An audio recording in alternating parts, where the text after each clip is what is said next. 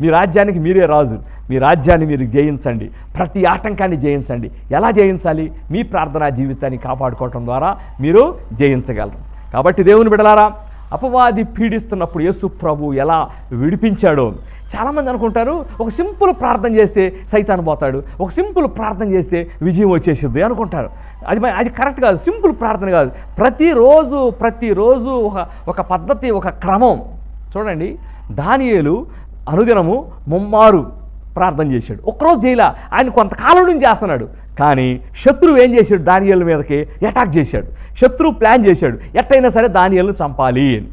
కానీ ఎప్పుడైతే దానియేలు తన ప్రార్థనా జీవితాన్ని కాపాడుకున్నాడో అప్పుడు ఏం జరిగింది తెలుసా? శత్రువు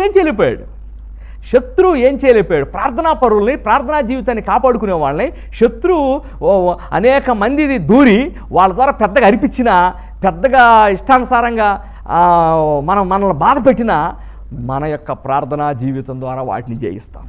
శత్రువు ఏం చేయలేకపోయాడు దావీదుని. ప్రార్థనా పరులను శత్రువు ఏం చేయలేడు. ప్రార్థనా పరులు ఒకరోజు ప్రార్థన చేయగారు, క్రమమైన ప్రార్థనా జీవితాన్ని కాపాడుకునే వారిని శత్రువు ఏం చేయలేడు. మీరు శత్రువు గెలవాలనుకుంటున్నారా?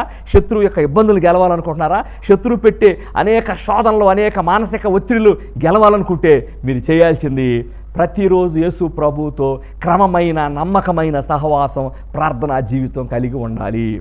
దీనికోసం మీరు శరీరాన్ని అభ్యాసం చేసుకోండి.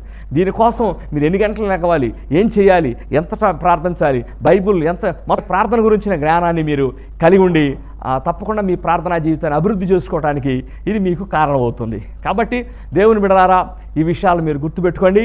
ఒక తేలిక జీవితం జీవించొద్దు.